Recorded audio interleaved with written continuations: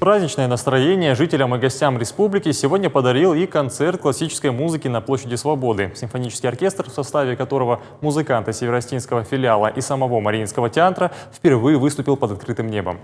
На главной площади республики прозвучали произведения известных композиторов. Солисты Мариинского театра исполнили также арии из опер. У дирижерского пульта заслуженный артист Северной Осетии Тимур Зангиев. На концерте побывал и мой коллега Сармат Мисиков.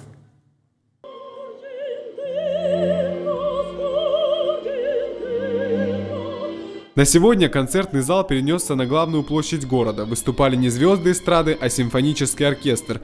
Под открытым небом. Такое в республике впервые.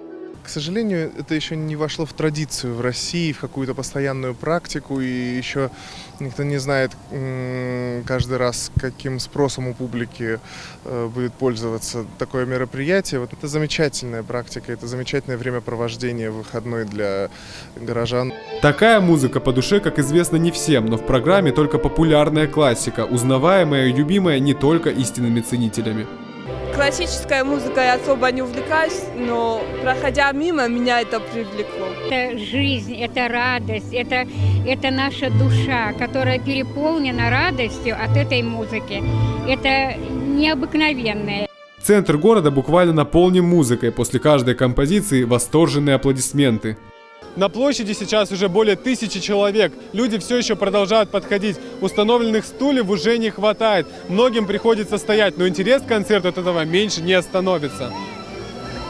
Идея концерта принадлежит администрации города. Родилась она давно, но за реализацию все не брались. Сомневались, смогут ли провести мероприятие такого формата. В этом году все-таки решились.